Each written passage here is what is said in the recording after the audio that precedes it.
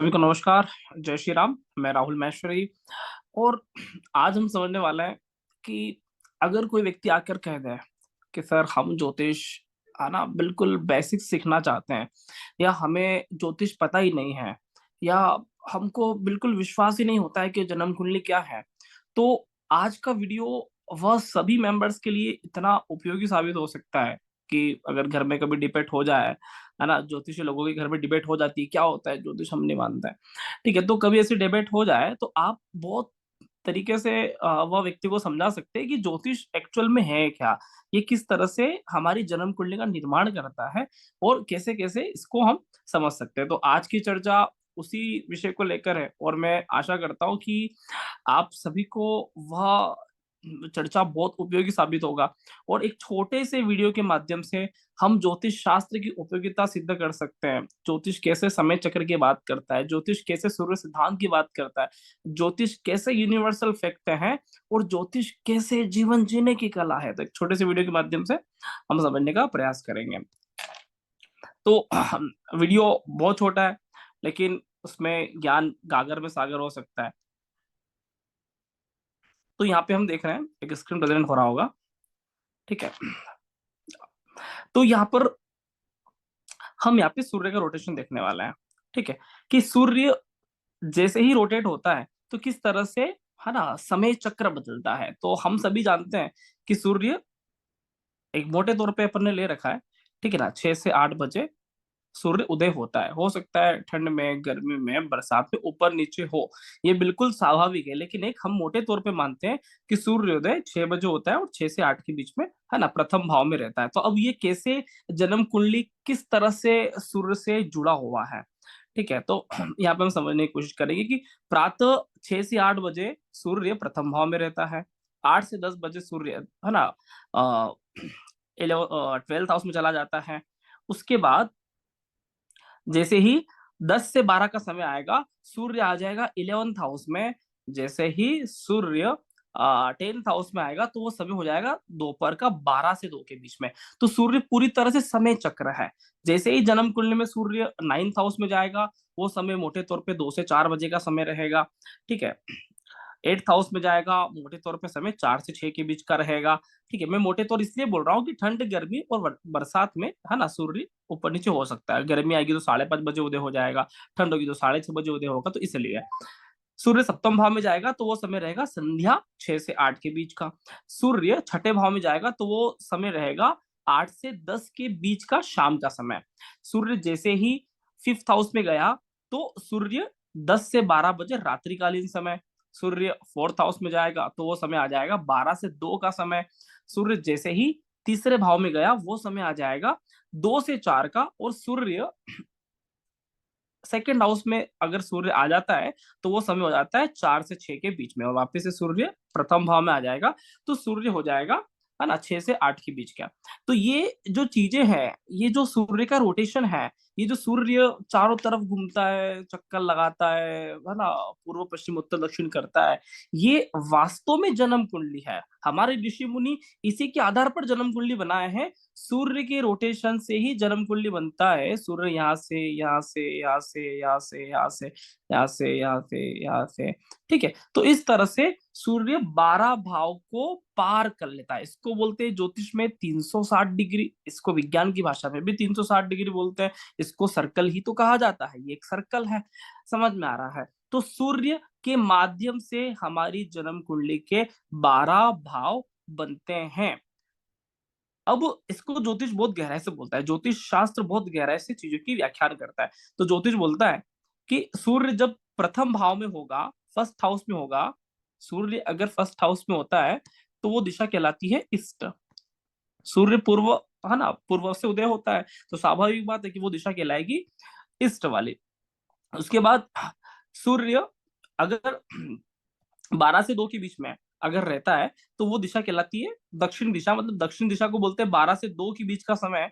और यहाँ पे सूर्य आ जाता है 10th हाउस में। यहाँ पे सूर्य आ जाता है 10th हाउस में, और 10th हाउस मतलब 12 से 2 का बीच का समय।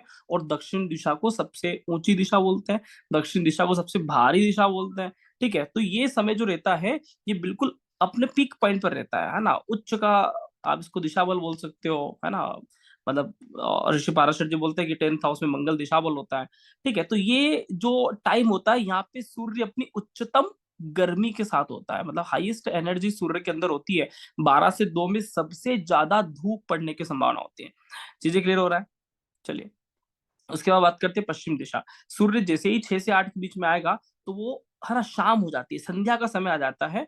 तो संध्या का समय का मतलब हुआ कि सूर्य अब आ चुका है। कहाँ पे आ चुका है? 6 से 8 के बीच में। मतलब सूर्य जैसे ही पश्चिम दिशा में गया, वो समय चक्र अपने आप बता देगा कि 6 से 8 के बीच का समय हो रहा है, और वो दिशा है पश्चिम। यहाँ पे सूर्य हो जाता है अस्त। ठीक है, यहाँ पे हो रहा था उदय। ठीक है, जैसे ही सूर्य, अब सूर्य रात को कहाँ रहता है? तो आपसे कोई पूछे, है ना, ज्योतिष शास्त्र बहुत गहरी बात करता है, वैज्ञानिक महत्व से बात करता है। तो हमसे कोई पूछे कि सूर्य रात को कहाँ रहता है, तो निश्चित तौर पे सूर्य रात को रहता है कौन सी दिशा में? उत्तर दिशा में। कहाँ पे रहता है? नॉर्थ डायरेक्शन में सूर्य रात को रहता है, और वो दिशा कहलाती है उत्तर, और वो समय होता है रात के 12 से 2 का समय। तो ये दिशा, है ना, उत्तर दिशा, ये दिशा दक्षिण दिशा, ये दिशा पूर्व दिशा, ये दिशा पश्चिम दिशा। तो ये चारों दिशाएं सूर्य से किस तरह से जुड़ा हुआ है? ज्योतिष शास्त्र में सूर्य एकमात्र ऐसा ग्रह है जो ना सिर्फ, ज्योतिष शास्त्र में सूर्य एकमात्र ऐसा ग्रह है जो ना सिर्फ 12 भाव की व्याख्यान करता है, जबकि 12 भाव के साथ साथ दिशा की बात करता है। और सूर्य के रोटेशन से दिशा देखा जाता है, सूर्य के रोटेशन से 12 भाव देखा जाता है, और सूर्य की वजह से ही जन्म कुंडली का निर्माण होता है। तो सूर्य सिद्धांत पढ़ना बहुत जरूरी है। सूर्य सिद्धांत हो गया तो हम बहुत सारी चीजें हम गणना करते हैं, फिर बहुत सारा मैथमेटिक्स गणना होता है। तो जन्म कुंडली का निर्माण की जो प्रोसेस है, उसका कारक ग्रह कौन है? सूर्य। सूर्य किसी भी तरह से हमारी जन्म कुंडली की, है ना, निर्माण करता है, दिशा की बात करता है। और ये पूरा का पूरा ज्योतिष सूर्य आधारित है, मतलब बिना सूर्य के कुछ भी नहीं है ना। तो सूर्य के बिना भाव नहीं, सूर्य के बिना दिशा नहीं, सूर्य के बिना समय नहीं। और आपको बड़ा आश्चर्य होगा, जो आप रोज घड़ी देखते हो ना, ये घड़ी भी जन्म कुंडली है। कभी अनुभव किया, कभी गौर किया कि यार ज्योतिष में 12 भाव होते हैं, है ना, 12 भाव होते हैं। देखिए आप, एंटी क्लॉकवाइज चलता है सूर्य, तो ज्योतिष में 12 भाव होते हैं, और ये घड़ी में भी 12 नंबर है। कभी आपने ध्यान लगाया कि हिंदू सनातन संस्कृति 12 आदित्य की बात करता है? कभी आपने ध्यान लगाया कि हम जब सूर्य नमस्कार करते हैं तो हम सूर्याय नमः, आदित्याय नमः, मित्राय नमः? समझ में आ रहा कि नहीं आ रहा है? तो ये हम जब करते हैं, तो ये चीजें ध्यान लगाए कि 12 आदित्य 12 सूर्य है, ये 12 आदित्य 12 भाव हैं, ये सूर्य ही जन्म कुंडली है, ये सूर्य ही दिशा है। अब कैसे ज्योतिष अव्यवहारिक हो गया? ज्योतिष बिल्कुल प्रैक्टिकल है, बिल्कुल व्यवहारिक है, जीवन जीने की कला ज्योतिष है। और मैं आशा करता हूँ कि एक छोटे से वीडियो के माध्यम से, सिर्फ सूर्य के माध्यम से आपको, है ना, बहुत कुछ समझ में आया होगा। और ज्योतिष शास्त्र बिल्कुल प्रैक्टिकल बात करता है, और आपको बहुत मजा आएगा कि हिंदू सनातन संस्कृति तो इतनी गहरी बात करता है कि वो ऐसा बोलता है कि ग्रहों में जो सूर्य है वो भगवान श्री राम को इंडिकेशन करते हैं। मतलब सूर्य राम है। ठीक है, तो सूर्य राम है, और राम जो जो कार्य करता है वही का वही कार्य जन्म कुंडली में सूर्य कर रहा होता है। राम दिशा बताता है। ठीक है, राम से भाव का वैल्यू है, राम जहां जाते हैं वहां के भाव बढ़ जाते हैं। राम दिशा की बात करता है, राम दिशा देता है। ठीक है, तो सूर्य ही जन्म कुंडली है। राम समय चक्र की बहुत बड़ी परिभाषा है। तो जो जो सूर्य की बात करते हैं, आप आध्यात्मिक दृष्टिकोण से राम की बात कर सकते हो। भारत की संस्कृति हमेशा राम की पूजा करता रहा। इसका मतलब यही है कि वो जन्म कुंडली को फॉलो करता रहा। इसका मतलब यही है कि वो समय चक्र की बात करता रहा। इसका मतलब यही है कि वो दिशा को जानने वाला व्यक्ति, वो वैज्ञानिक आधार पर राम की पूजा कर रहा है। आशा है आपको ये वीडियो समझ में आ रहा होगा। और इसी तरह के वीडियो को, है ना, बने रहने के लिए आप बिल्कुल फलित ज्योतिष रिसर्च एस्ट्रोसिम के साथ कनेक्ट रह सकते हैं। राहुल महेश्वरी, है ना, चैनल को सब्सक्राइब कर सकते हैं, लाइक कर सकते हैं। बहुत बहुत धन्यवाद। नमस्कार। जय जय श्री राम।